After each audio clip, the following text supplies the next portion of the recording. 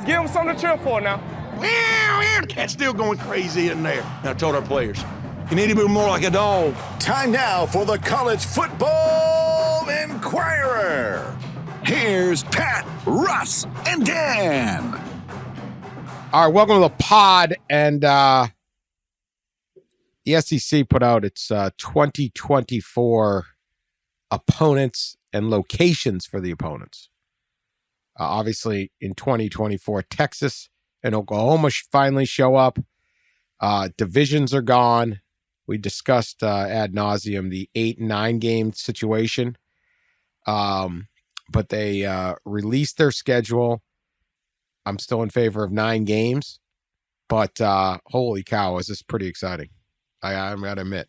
2024, college football is going to be like rocket fuel for college football. There's a lot of negatives. I'm not in favor of any of these conference realignments, but there are going to be a lot of great games, an expanded playoff, a lot going on. And looking at these matchups and the freedom for a conference to create these matchups, like, hey, why don't we have Georgia and Alabama play? That might be something the public would be interested in. Absolutely love it. So it's a year away, but what the hell? We don't mind talking about it. Pat, your initial thoughts on what the SEC did in terms of this schedule. Yeah, we don't mind talking about it because the SEC turned it into a TV show yesterday on Wednesday night for 2024. It really does just mean more when you can do that, when you can reveal the schedule as a primetime TV show for something that's not happening for 14 more months. But no, I think it's fascinating. It's going to be very exciting. As you said, I agree completely that, like, I think the realignment and expansion is bad for college football as a whole, but the actual games will be a lot of fun to watch. My initial thoughts twofold. First of all, it should be a 9-game schedule with 16 teams. Play more games against each other. Don't back down and schedule more Citadel and Presbyterian and Alabama A&M. But that horse is out of the barn.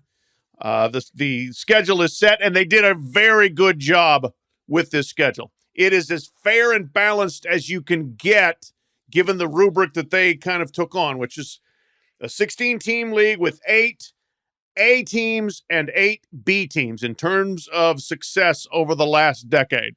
Okay? The A teams, Alabama, Auburn, Florida, Georgia, Texas, Oklahoma, Texas A&M. The B teams are everybody else. And if you look at the schedule, the SEC was 100% balanced in terms of everybody plays 2 A's at home and everybody plays 2 A's on the road. Everybody plays 2 B's at home. Everybody plays 2 B's on the road. So if that's the rubric going in, there are no exceptions, no fudging, no screwing around. Well, this team gets a little bit easier. That team gets a little harder. They did a very, very fair job given the basic parameters that they set up. Yeah, it is. And it was, I think they kind of used, as you mentioned, the A and B, they used the same kind of model that they were going to use for a 9-game schedule and picking the permanent opponents. And they kind of just used it here, which was, like based on the last 10 years of conference standings, the top 8 and the bottom 8. So they structured it pretty well. However, there are some, I guess for me, some notable things. For instance, Auburn, and this has been the case for Auburn every year, right? They get Georgia and they get Alabama. And that obviously didn't change, but not only that, but they get Oklahoma as well, and they get Texas A&M. Florida's 24 schedule, like the whole thing, including non-conference games, is incredibly difficult. Just in the conference, they get Texas and Georgia and LSU and A&M in Tennessee too. So it's pretty incredible. And then there are 2 things that, as far as like series, that people don't probably, haven't noticed. because it's not big rivalry games. But LSU and Mississippi State have played each other more than they have any other teams, I think, which is odd. People don't realize, but they won't play in 2024. Alabama and Mississippi State are the closest to SEC teams by mileage, like 90 miles or 80 miles, something like that, between Tuscaloosa and Starkville. And they won't play for the first time in a long, long time. In Georgia and South Carolina, which is, I think, the second closest to SEC teams, won't play in 2024. So some interesting things, but you gotta take those lumps, so to speak, to get a more fair and balanced schedule, and they did that. I think those are the three that pop as not playing, but that's a lot better. That's a lot better than the Big Ten saying, well, we're not going to make sure Penn State and Ohio State or Penn State and Michigan play every year. Like, to me, this is better. This one served the fans better. Something had to give, but I just go back to that Big Ten schedule. If you're an average fan of college football, the three biggest games in the Big Ten are Ohio State, Michigan, of course. They're keeping that every year. The next two are Penn State, Michigan, Ohio State, Michigan. And those are now no longer annual games. So you took 2 and 3 and put them out the window on an annual basis. It's I don't see how. I know there's reasons and fairness and all this stuff, and they're scared that Minnesota would have too easy of a schedule compared to Penn State or whatever. But it's just like, man, you couldn't have saved one of those games. I didn't see that. Like SC Georgia's a nice local rivalry. Ole Miss, LSU's good game. All those things, but they've been pretty lopsided, all of them. Of late. I think the key here, at least for this 1 year, is, you can A and B it all you want, but like Tennessee, is Tennessee a B or an A? Right. They're trending towards A. Texas A&M could drop to a B. Like someone's schedule Tennessee's kind of that linchpin where you're like, oh, this was supposed to be our one of our easier games, and they're 11-2 again. Well, that was our now you got a brutal schedule, Yeah, that was the argument by Nick Saban. You recall when he in an interview I had in his office in March, he brought up the SEC schedule and then kind of went off on it about Alabama's 3 permanent opponents, and he explained to me the 10-year metric of the conference standings they were using to pick the 3 permanents, and how Alabama got LSU and Tennessee and Auburn, and how Tennessee probably shouldn't be in the bottom half because Alabama's a top half league. As Pat was saying, they're an A. And so in the 9-game schedule to pick the 3 permanents, each A was getting 2 A's and a B. And so Tennessee was Alabama's B, and Nick Saban argued against that. I want to read off because I think it's interesting. People always find this stuff interesting. The 10-year metric that Nick Saban said, the league has never really confirmed it, I don't think, but Nick Saban said the league is using to separate, the top of the league from the bottom and kind of pair everybody and get a balanced schedule. So I went back and compiled the conference standings, basically win percentage, conference win percentage the last 10 years. So Alabama's number 1, 88.8. winning percentage. Georgia, 79. Oklahoma, using the Big 12 numbers, 78. LSU, 63. Florida, 57. Texas, 54. Auburn, 53. And Texas A&M also 53. That's the top. And Tennessee's in the bottom, and it's not even close. Missouri's 47, leads off the bottom, which surprised me. Mississippi State, 46. Ole Miss, 44. Tennessee and South Carolina are both 41. Kentucky 39, Arkansas 25, and Vanderbilt is the bottom at 19. So that's kind of how the league was doing the 9-game schedule, and that I think is how they also did this schedule as well. But Dan brings up a good point, and it's a point Saban mentioned. Like, should Tennessee really be included in the bottom? Data says, of course, yes, but recent play maybe says no. Potential. Yeah. I mean, yes, Tennessee, I pointed out in the column, is kind of the fulcrum buster there, if they continue on their upward ascent. But on the other hand, you want recent results. Auburn's 12-14 the last 2 years. Florida has a losing record the last 2 years. Texas A&M is barely above 500 the last 2 years. So it's a zero-sum game. Somebody's always going up. Somebody's always going down correspondingly. So, that's just kind of the way it goes. I'm sorry for Nick Saban that he feels like he can't play Tennessee. It's too hard to play Tennessee for poor Alabama and Auburn and LSU, but I think a lot of people would like to play Auburn right now, personally. So yeah, Auburn's another one where are we at in 2024? Yeah. Right. Where are we at going forward? Let's go through these though. And just one other, like Alabama's benefited historically. This isn't the NFL. Like they've benefited the strength of the program now is in part built on what happened in the past. Yep. And they benefited historically from having this massive Tennessee game.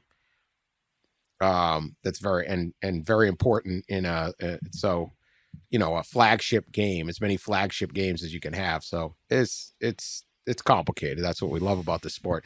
What I love though is Bama, you go into this season and they keep, obviously Auburn's there, Tennessee's there, and they keep the LSU game. I don't know what they're going to do in 2025, but for 2024, they keep LSU. And that's, I guess, my point of like what the Big Ten didn't do. It's like, don't take away a game that you're like, hey, it's just, let's say you're just not really paying attention. Hey, LSU Bama tonight. Oh, we got to watch that. Yeah. Right. There's no argument. There's no description. Right. When's Bama playing LSU? Oh, 2 weeks. Awesome. Mm-hmm. We kept those games. And then you throw in look, Georgia and Alabama, I think, have played 5 times in the last, terrible number of years. And most of those have been SEC championship or playoff games. Right. So, yeah, the old system, they never played. Didn't Georgia never go to A&M? Yes. Georgia will go to Texas before it goes to A&M. Mm-hmm. Never been there. Is this really a conference when you're like that? So this is better. Yeah. So you have that. Now you get this Georgia-Bama game, which everybody wants in Tuscaloosa. Monster, right? That will rival. That will be either the biggest game of the year or, see what Ohio State and Michigan are doing. But unless those two are undefeated, I would guess that Saturday night Georgia-Alabama game. I mean, it's hard to trump the Alabama-LSU game in recent years, but you got it.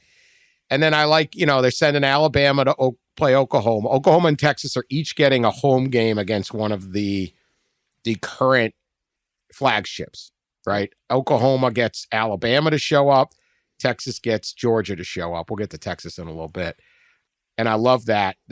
Texas and Alabama are, doing a home and home right now. So I would have loved it if they had replayed that Georgia-Oklahoma game from the 2017 playoff. But understandably, this is going to be very exciting. So, they farm Alabama out to be like, hey, welcome to the league. Here we come. And we're coming to your place. Yeah.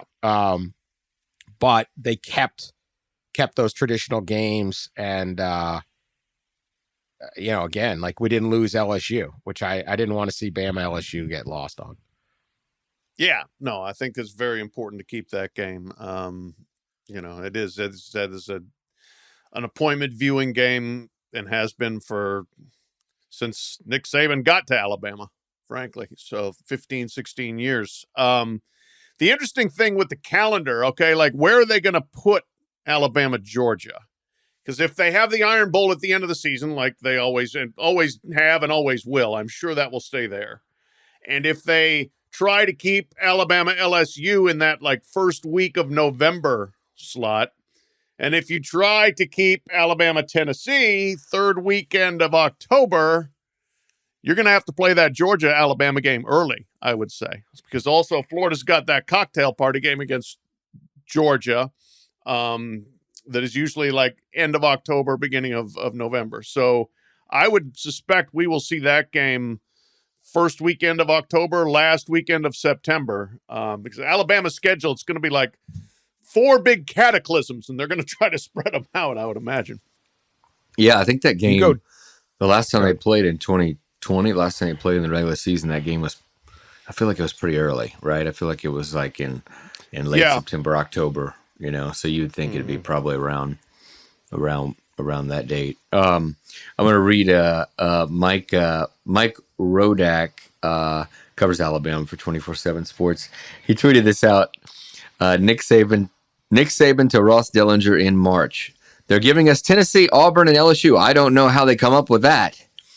SEC to Nick Saban in June. How's Tennessee, Auburn, LSU, and Georgia? So, yeah. I do wonder. I don't think, have we seen, I don't know if, I didn't watch the show yesterday. I don't know if Nick Saban was on the show or anything, but I'm guessing we haven't seen his actual interview on Alabama's schedule, because I would think that'll be interesting. So the other is Alabama's going to Wisconsin. Yeah. Fascinating. Yeah. I wondered, can they set it up? And if I'd done proper research, I could tell you. Like, do you do a double header? Georgia at Texas, Alabama at Oklahoma, right. on like the fourth week of the seaon, because the first three are kind of taken. Yep. So Bama's playing people, man. Bama is playing people. To that point, Dan, when A&M and Missouri came on board, this was the Mike's Live special. They both played their SEC opener on the same day. It was the same thing. Florida at A&M at noon. Missouri hosted Georgia at like 6. And I actually traveled to both games with Live. And so they might do something similar, where you give, that's the big grand opening, here come Texas and Oklahoma, all the pageantry of their home games sort of situation. I would not be shocked. Grand opening. Get one of those inflatable, those like that man that flaps around under new management. Yeah. It just means more man flapping in the wind. Yeah. Pretty awesome. All right, let's go to this one. In the same way, Georgia then has that, they're at Texas. They were able to keep the Florida game, kept the Kentucky game, all that. So, they're going to have they'll have an interesting schedule. Actually, let me get to Texas. Texas, to me, talk about big games. Alabama certainly has a lot of them. Texas blows me away here. Florida's got a harder schedule, but Texas, this is what they wanted, right? They didn't need to move because of money. They got all the money. Right. They didn't need to move because their path to a title was better in the Big 12. They moved for excitement, or I don't know what. They moved. Yeah.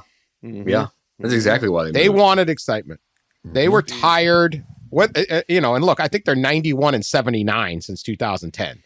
Yeah. So it's kind of comical, right? They lost to Kansas a couple years ago, but they got tired of playing these teams, and this is now going to be exciting.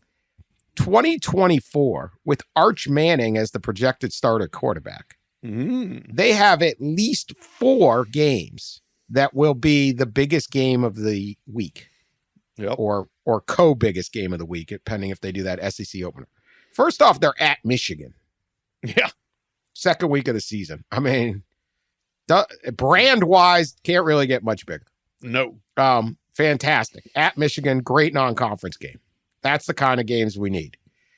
Georgia will probably visit 2 weeks after that. Then you got Red River. Yep. Always the biggest game. And then the big one, they return the rivalry with A&M, which they don't have a name for that, do they? No. They should have something like murder is an option game or something like that. I mean, like, how many people will be shot? Hopefully not killed, but shot. I'm just being a realist. I'm not promoting it. Hopefully not even shot, but yeah. What was it? There was a game the other where they shot it. They were arguing over. Was that Alabama A&M? That was Iron Bowl, wasn't it? They were arguing over who would win, and then they shot each other. It's like, why don't you just watch the game and then decide after? If only there was a way to figure out who the better team is. Anyway, we finally know. Now, they like to pretend they're not rivals, but this is total BS. Yeah. Those 4 games are absolute monsters for Texas. Yeah. Okay. That it's at A&M. Ross Bjork insinuated that some kind of contingency was getting done and the Aggies were going to host the renewal of this game. But I don't care if those 2 teams are both like 5 and 6 at the time. Yeah. This is going to be phenomenal. They also have to go to Arkansas to renew that rivalry, which was one of the biggest rivalries in the country back in the day. Richard Nixon went to the 1969 national champion game of the century to be there to Nixon was such a big football fan. Had other drawbacks, but in terms of football, had some other issues, but he went to declare the national champion. Like imagine a president. I've now declared you the national champion. And Texas got it that day. Then you got Florida at home. I mean, like, what a schedule. I'm looking through all of this stuff. Like, if I'm a season ticket sales guy at the at any of these schools, I'm pretty excited. But what a schedule for Texas, which moved solely because they were bored, pretty much. Now, you may go 2-4 in these 6 games. You go 4-2 in that slate. You're going to win at Michigan, against Georgia, neutral site Dallas, at A&M. Arch better be Peyton.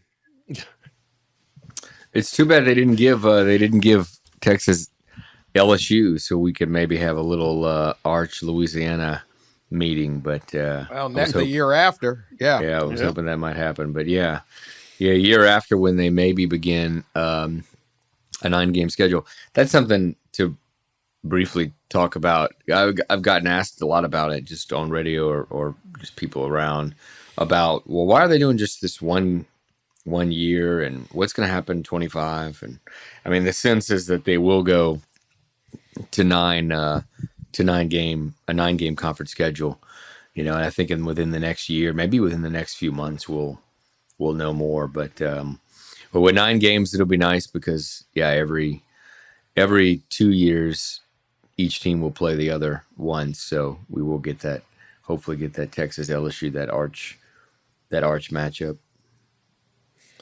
Yeah, it's going to be phenomenal for Texas, and they better be ready.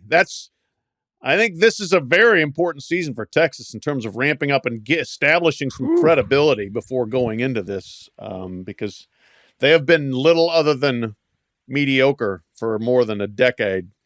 But yeah, those games, I mean, I'm telling you, the Arkansas game, they better come correct to Fayetteville, because Arkansas will be ready for that one. I think the 1969 game was in Fayetteville when Nixon showed up. Yeah. That was 15-14. Texas won, but Nixon.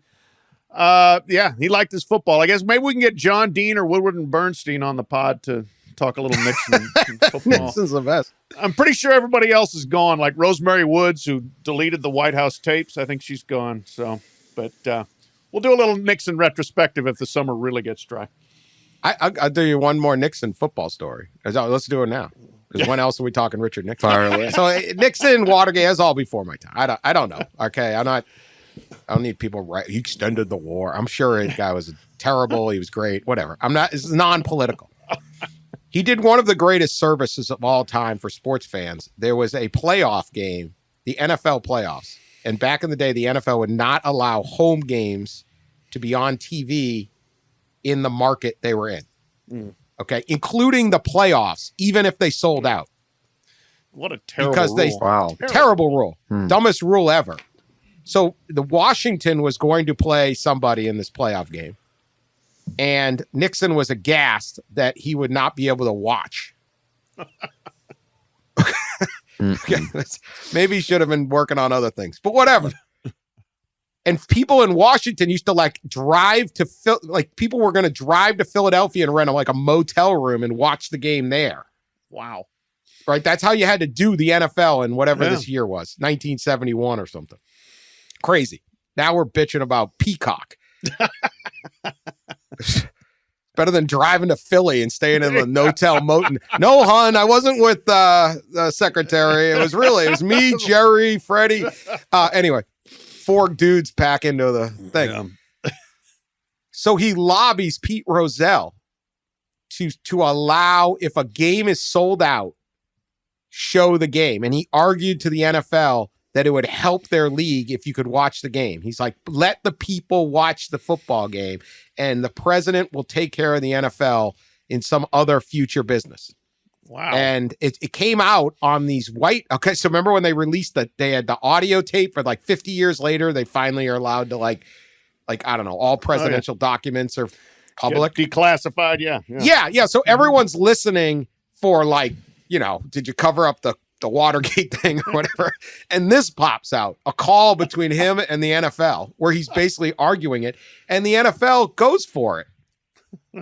God bless And that's him. why we got to watch home games. Can you imagine Wow. NFL playoff game not on TV? Oh my God, what a disaster. Well, What a they're going to complete Peacock. disaster. They're going to Peacock. But yeah, they're going backwards. We need Richard Nixon. Get him back.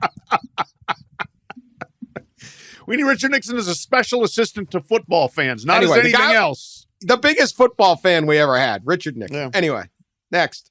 All right. OU, similar deal. They did it for excitement too. They get Bama to visit. They get Tennessee. Return of Josh Heupel. Pretty interesting. They keep Red River. They're at LSU. That's pretty good. Also, return of the Missouri series. I don't know if anyone cares. Maybe a couple people, but it's kind of cool to bring that back. Little Big 12. Yeah, that's an old timer. I mean, they played every year from 1919 to 1995.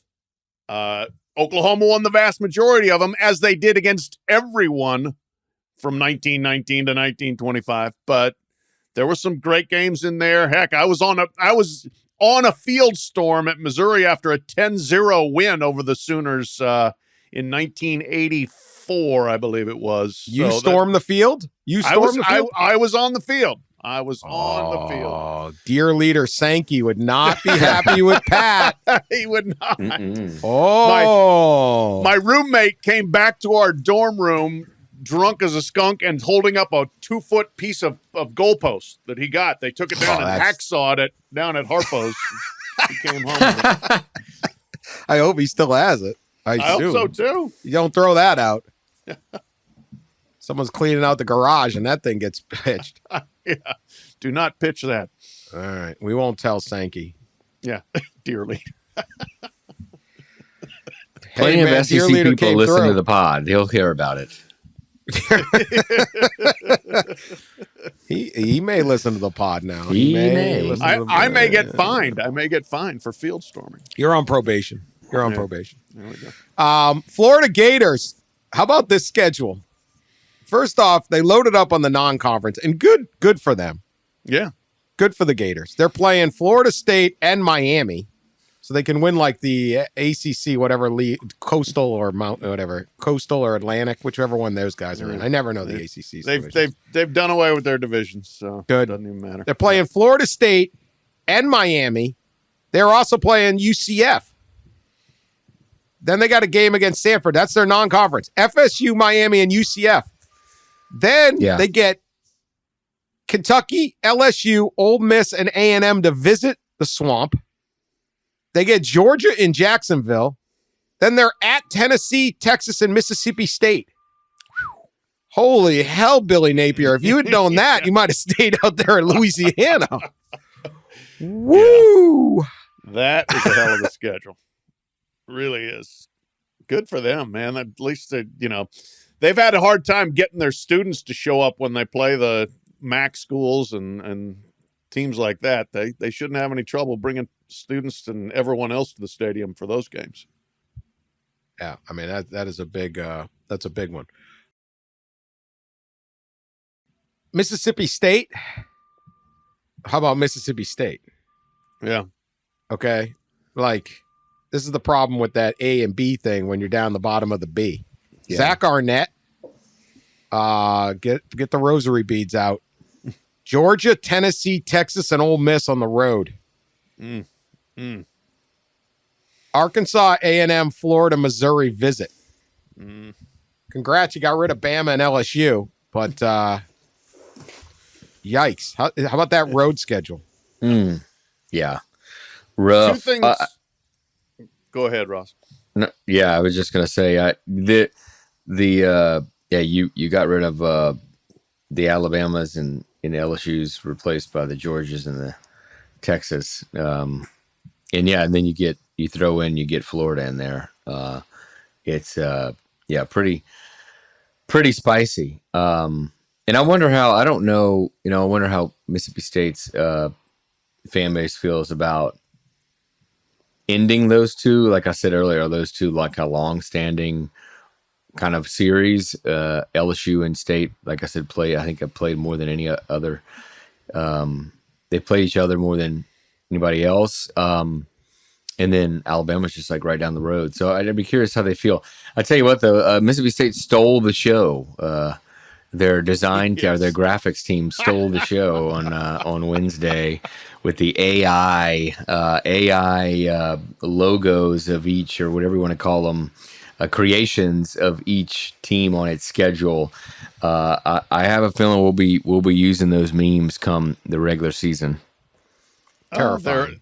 They're unbelievable. It is so funny and so weird. I mean, so incredibly weird what they came up with. The Tennessee one is the obvious hit with the football player that becomes a navel orange with a face on it. I thought that should be Syracuse. Like, yeah, right. Those things are absolutely terrifying. Check it out. Oh yeah. And why is A&M's a thumbs up? That's the Gig 'em, Aggie. man. It's the Gig 'em Aggie. Come on, Dan. Yeah. Gig 'em Aggie. The Gig 'em is just a thumb up. It's just a thumb up. You know, Yeah. I mean, it's, this is I thought they had like at least the Texas TCU's got that like little whatever that thing is. yeah, That's it. It's a thumb up. Yeah. Fake Army, thumb up. Actually, someone said they're not everyone in the cadets is a fake Army. Is a bunch of ROTC kids. Okay, I respect them. The rest of you, forget it. Florida's is my favorite. The gator with the jorts on. George he does. Yes. There's a viral. There's a viral like tweet. Somebody zoomed in or just cut out the Florida gator with the jorts on and like shirtless, and the tweet is, definitely stormed the Capitol on January 6th with the shirtless jorts gator. That's good. Shirtless gator. How about the Georgia Bulldog looks kind of emaciated. Like it's, very weird standing up on two legs, but like what's up with that upper body there? It just doesn't look like your muscly Bulldog. Who's that? Oh, the Georgia Bulldog, yeah. Yeah, the a little Bulldog's emaciated really weird in looking. the chest. Yeah. Like, He needs a little kibble, yeah. Skip chest day.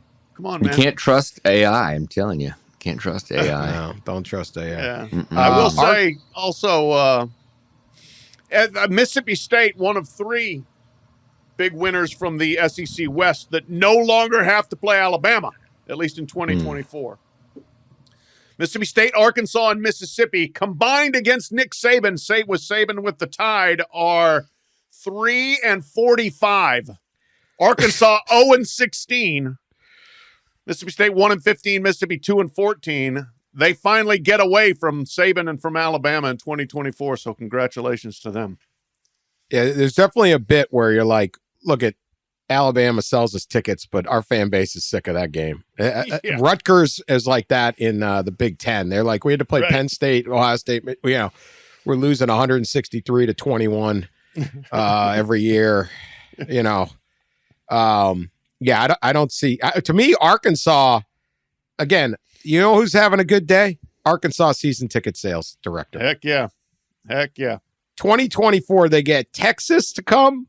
They get Tennessee to come. That is a game that I'm excited is more often than once every, decade. LSU comes and Ole Miss. Is that the dream slate? It's pretty damn close, man. Those are games they love to play. Getting Texas and LSU in Fayetteville is huge. And then they still keep the A&M and Dallas deal. Yeah, and they don't have to play Georgia or Alabama. Yeah. So you're not just getting your brains beat in. You're like, I think we can win these games. You may still get your brains beat in, but, we'll see. Any others? I mean, we can go through every. We kind of start repeating ourselves. Well, I was going over to see games if are a year and a half away. So, I was going over to see if anybody played both Oklahoma and Texas, but it doesn't look like it. Right? No, everyone will play both just once. in 2 years. One or the other. Once. Okay. Mm-hmm. Gotcha. That's interesting. Yeah, no, they did it really well. I think they spaced everything out. I don't know, that anybody has a real imbalanced type of schedule. Nick Saban might disagree, but yeah, no, I think they made it as fair as they possibly could. Poor Again, Nick. 9 games would be better, but for an 8-game schedule, it's really good. Yeah, not bad at all.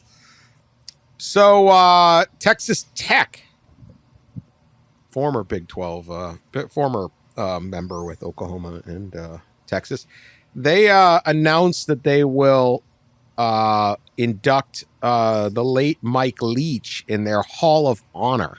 Both Coach Leach and quarterback/coach Cliff Kingsbury will be honored on September 29th, and then on the field the 30th when Houston plays Texas Tech in what is now a league game. Leach obviously came to huge prominence in Lubbock with the air raid. It was really exciting. He went 84-43 at Texas Tech. Had a couple huge years. Really almost made they had that 11-win season in 2008 where Texas and Oklahoma were in a battle to whoever was going to win it. Beat huge upset of Texas. Some of the best moments in Red Raider history. The thing is, and Ross, I'll ask you, Coach Leach pretty well. I think this is the right thing for the school to do, but what would Mike Leach's reaction be to this? Because he was fired from A&M. He's still owed, had a legal battle to get $2.5 million back from the school that he believed was owed. His name was and reputation was trampled by the whole situation. At the time, he had to go to Washington State to rebuild his reputation. A whole bit with Adam James and Craig James and all that. So I'm glad Texas Tech is doing this. But what would Mike Leach would he want this?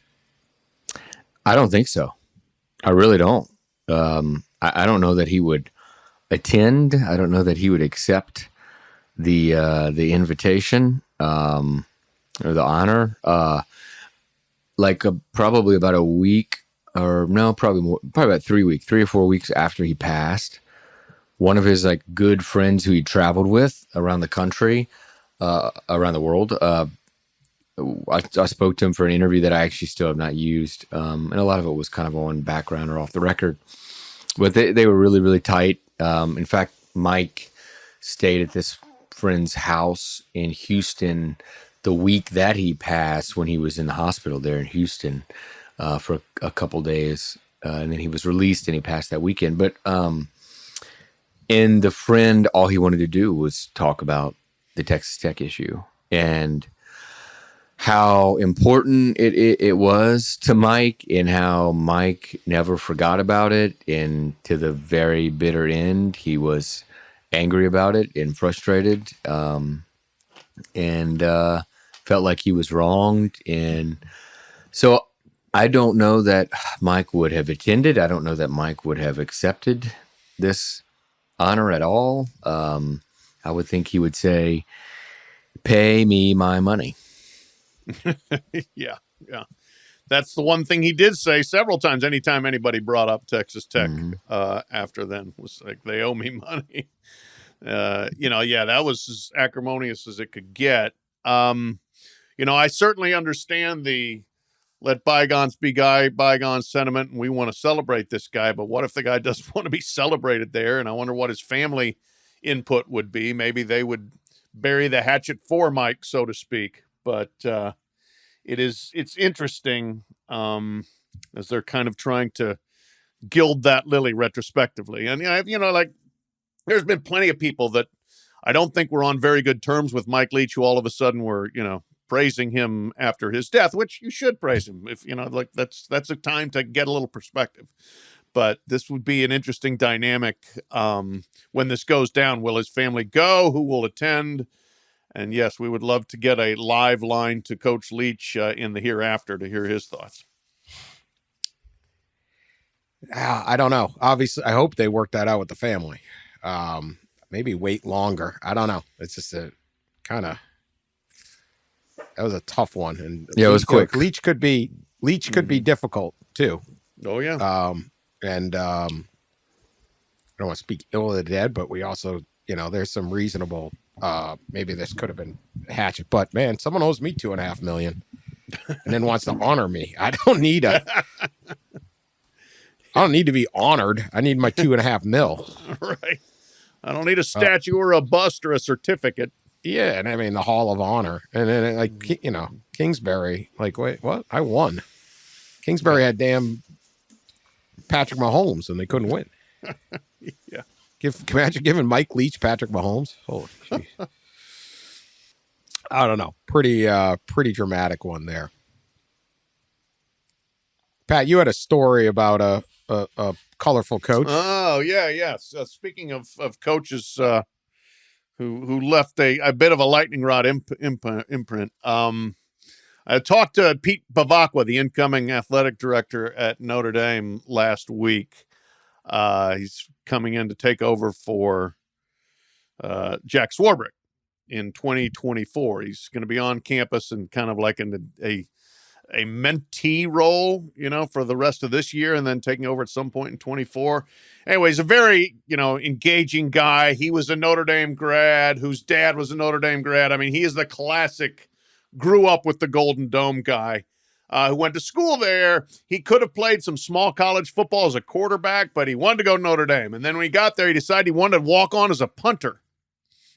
And so Craig Hentrick, who was a great punter there and went on to the NFL, kind of like helped him. And he got to the point at least where Notre Dame sent him to like punting camps in the summer to try to see if he'd be good enough to make it. I don't think he told me he never got on the field he never played an actual game.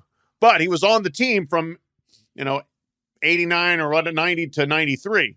Some good years for Notre Dame, 92 season. And he saw Lou Holtz, I think somebody from his family saw Lou Holtz, who was the coach then, at some function or whatever, and asked him, hey, do you remember Pete Bevacqua? By then he's on his way to becoming a big shot, president of NBC, worked with the PGA Tour, CAA, did a lot of big stuff. And Holtz's response was, yeah, that kid had a heart of a lion. So years go by, and Bevacqua sees Holtz at like a speaking engagement. I think they're both speaking together. And he's like, Coach, I just think I was so touched and I was so honored, when you told somebody that I had the heart of a lion. I'm just surprised you really remembered me. And Holtz said, son, I don't remember you at all. I just use that line anytime somebody brings up a player I've forgotten. Heart of a lion. If Lou Holtz says that about you, he does not remember you.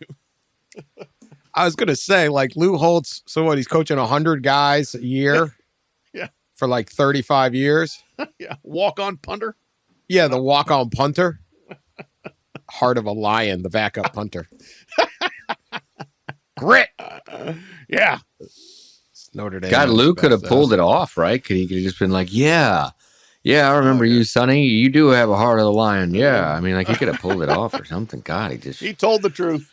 That's true. Ross spoke with Charlie Baker, NCAA president this week. What happened? Yeah, I spent just a quick, 30 hours down at NACTA in Orlando, which is the biggest gathering of athletic administrators in the country every year. 6,000 people were down there, and Charlie Baker made an appearance. Actually, a lot of this stuff he's in and out pretty quickly, but this time he stayed the night, met with several people, several different groups. But he gave his main address to probably 3,000 or 4,000 athletic administrators. A lot of these are lower level. A lot of these are FCS, Division II, Division III. It's everybody. But or as Charlie Baker might say, it was a lot of the 95%. You know, he splits up NCAA 5% versus the 95%, the 5% being basically FBS, and then everybody else. So it was a lot of the 95%, but he spoke up at the podium, and then afterward, I got him for a few minutes to ask about, you know, the biggest kind of NIL news in the space the last few days, and it was about the IRS in their memo concerning nonprofit collectives. And, he didn't really beat around the bush. He said he agreed with the IRS and that nonprofit collectives, donations to nonprofit collectives should not be tax deductible. He also said something interesting, and he said it. He has said it a few times. He said it last week at the events in D.C. as well, and that is that the NCAA working group on NIL continues its work, and if congressional action fails, that they'll have a, maybe a new framework, more stricter rules around NIL. Whether that is true or not remains to be seen, but whether that's just a veiled threat, I don't know. But he did say that. And yeah, so it's just those, and actually I also asked him about the draft of the newest bill that's coming out from Tommy Tuberville and Joe Manchin, the two senators. It should drop in the next couple weeks. It's in the final stages. We finally got a draft of it, an actual copy of it. It was probably in the early stages that this copy was from, so there probably could be a lot of changes, and we can go through it later. Dan will have a lot of issues, I'm sure, with a lot of the concepts in this bill. To no one's surprise, Charlie Baker has no issues with the concept in this bill. Yeah. In fact, he said a lot of the bills he said a lot of the concepts in the bills coming out are a lot of what the NCAA wants, and that gives him confidence that congressional action will happen. Free market acolyte, Charlie Baker. Yeah, you know what? I'm in a good mood with this schedule release. I'm just not going down. I'm in a good mood. It's nice. The weather's nice. Father's Day's coming up. Like, I'm not letting Charlie Baker and these Washington politicians and all this stuff. You can't touch me. You cannot touch me. The lion does not care about the opinion of the sheep. Speaking of Father's Day, Father of the Year material, Pat, right here. Yeah. A Belgian man felt that his wife and children, or actually not his wife and children he was fine with, his family, extended family, was not reaching out to him enough to like meet up or stay in touch with him. Many people in his family were not, they didn't really care enough about him, he felt. So with the aid of at least his wife and maybe some of the children, the ones that would like be useful, he faked his own death. Oh, wow. Okay. Yeah. This is in the New York Post. He faked a death. They told everyone the guy died. His name's David Batron. He's a TikToker. So it was done, This is we're moving into baby Gronk material. We can talk about the worst dad in America. Baby Gronk dad. Lord. Father Gronk. No more pub for that guy. Yeah, that story only gets worse. Yeah, that is truly like it's not technically child abuse, but it's child. I mean, this is not going to end well. Anyway, this guy, pissed off at his family for not caring enough about him, fakes his death. Mm-hmm. They set up a funeral, and rather than him showing up in a hearse, he triumphantly appears in a helicopter and is alive. And then declares that he's pissed off to see who did or didn't show up at his own funeral. And this is a lesson to the world to stay in touch with your loved ones because you never know. What I see in my family, this once dead guy said, often hurts me. I never get invited to anything. Nobody sees me. We all grew apart. I felt unappreciated. That's why I wanted to give them a life lesson and show them that you shouldn't wait till someone's dead to meet up with them. Taking the social media look at me attention thing out of the way. Do you support this move of faking your own death so your own kids and family will actually like you? Yeah, I do. I absolutely do. Here's why. First of all, like, wouldn't that be one of the biggest curiosities you've ever had? Like, who's showing up at my funeral and what are they going to say? So you can kind of get your answer there. You may not like the answer, but you can find out, okay, who really cared and who was just faking it all along. So I like that. A dramatic entrance in a helicopter. Yeah, that's pretty splashy. That's pretty splashy. And then what I'd like to know, like, what was the death? I would want to fake something spectacular, like I got sucked out of a jet airplane. I was flying somewhere and the emergency hatch came open and I was just sucked out and gone. And that's why the casket's closed. But, so I would like to know a little bit more about what level of creativity went into it. But yes, this is a good way to find out the unanswerable question: who comes to my funeral? Ross? So this guy thought that this was the answer to having his family love him more friends. Or accept him more. I can't imagine. I would be.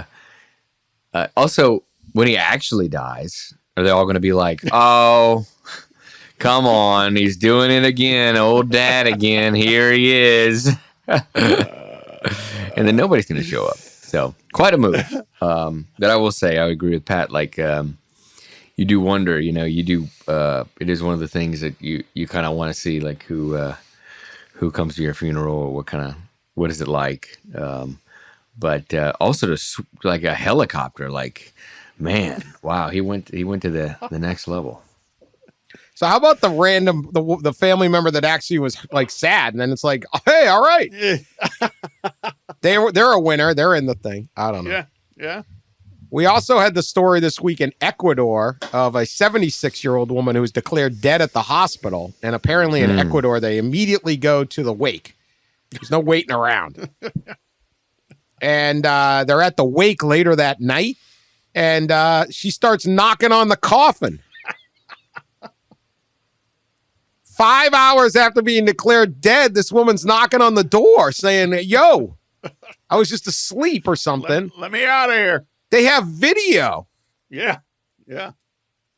These guys open up the coffin and then carry her to an ambulance. There's about 20 of us there. Said a family member, about 5 hours into the wake, the coffin started to make sounds. My mom was wrapped in sheets hitting the coffin, and we approached. We could see she was breathing heavily. Crazy out there in the death, man. These people are coming back from the dead. Yeah, the dead are not dead. I will say this: the doctor who signed the death certificate, I wouldn't want to be him. This seems like lawsuit city. Yeah. Guy was like, I got a tea time. I got to look dead enough. Yeah, I got to get going here. Dinner's on the table. She's gone. Beat the traffic. Yeah. Not a good one. Not a good one. What you got going for Father's Day, Pat? You fishing? No, we'll go down to our cabin, but I might actually get some fishing in. We'll see. Hopefully so. Yeah, we're having a deck built on the back of the house, which is why I'm actually upstairs in my daughter's old room doing the show, so we don't have hammering and sawing. So I would like to get the grill working out there too. So there you go. Both those things. Yep. It's not a Mother's Day 2 situation for you, is it? No. The famed. Explain that for the audience. Yeah, that's kind of our old bit. Especially the younger dads out there, they're nodding their head. Father's Day is not Father's Day; it's Mother's Day too. And I will say this is not my thing. I'm allowed to do. I often worked on Father's Day because it was either Game 7 or a U.S. Open, but I do not. They leave me alone. I'm going to play golf and drink beer, which is pretty much what I try to do every day, if possible.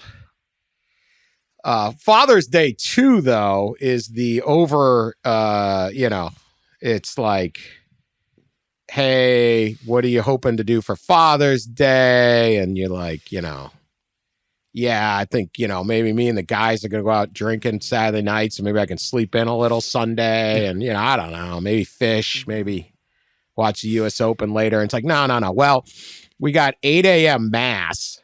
I got church at 8 a.m. scheduled. Like, wait, what?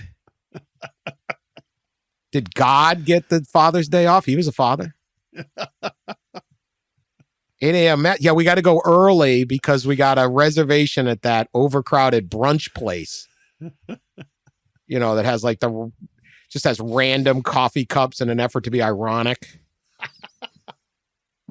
And we're going to meet up with my parents and my sister and all the kids. And we got 10 people on an 8 top, but it'll work. And you're like, it'll be $24.95 each at least. Oh, yeah. Not counting mimosas. Yeah. Mimosas. They don't even know how to cook a pancake the right way. It's going to be like a fancy pancake. Doesn't taste good. And you and your sister are going to have a competition to see whose kids are better behaved. And your mom is going to be the judge. Oh, my God, no. I got to go to church and then that. And then after that. We're going to Emma and Abigail and we're going to have everyone over Emma's backyard. For the afternoon with the kids. And, Noah. Oh, yeah, I know Noah, man. He doesn't even weed his backyard. And they got that dog. And Noah likes those IPAs. And you're like, oh, God. And you can play with all the neighborhood kids. Us. Yeah. I got to listen to him lecture me about Belgian purity brewing laws. You need the lecture on that, by the way. It'd be fine if there was enough beer. That's Mother's Day, too. Right. We got to get back for the nap. No. I just want to fish all day. Pick me up. Mm-hmm. Yeah. Our 5 female listeners, do not employ Mother's Day 2 on your husband. Yeah. If you set the agenda at your own risk, because we'd rather set our own. When you ask them what they want to do and they say nothing, it's not because they don't have ideas. It's literally it. We're not that smart. Yeah. Very simple creatures. This isn't like the 1970s and back in the day. You wouldn't talk to your dad for 3 days because he might be pissed off, right? I got to spend time with your dad on Father's Day. The parents are spending plenty of time with these kids. Right. Make Father's Day great again. That's right. Let the dads do what they want to do. Yeah. I want to have too many drinks during the day, burn some chicken, and then watch the U.S. Open. Done. Sounds like a good plan, right? Yeah. Sign me up. Works for me. We have more national champions, but I might save that for next week. Yeah. I'll do this one. Give us one on the way out. Sickos Committee, non-NCAA national champs. Do a couple. Beer brewing, since we were just talking about it. Kalamazoo Valley, I assume that's a community college, won the beer brewing title. Really? Got a lot of good beer in Western Michigan. They do. Kalamazoo Valley Community College. There we go. National champs. How about that? It says, they should be trumpeting that front and center on their website. Good for them. Man. They had to beat, let's see. So they beat somebody from some school from Vermont. Oh, those are good up there too. And a hippie school from Colorado, like an outdoorsy school. Those would be your competition. Student athletes. Yeah. Financial planning, Pat. Can you guess, Pat and Ross? But guess who won the financial planning national title? I got to guess. I'm going with Penn. Wharton School. Yale. Ross? How about Utah Valley? What? Wow, out of nowhere. What is this? To me, if you're financial planners from Utah Valley, they get like, I put you in a good solid bond, the water department down in some town, like Utah Valley financial planning. That one's a shocker. Pistol. I don't know exactly what that entails. Yeah, I mean, Anyone? you can take that one of two ways. That should be a West Point thing, or if you need your urban school where there might be more pistols available, like Cincinnati. Ross, pistol championship. Give me what's the Pistol Pete bourbon? That's New Mexico State. I think there's New Mexico State. Yeah, They've used some pistols down there. Oklahoma State's guy is also armed with a pistol. Yep. Yeah, that's right. Yep. They're Pistol Pete. Yep. No, it was Ohio State Buckeyes. Well, okay. Yeah, they're fired up losing to Michigan 2 in a row. They have armed themselves with pistols.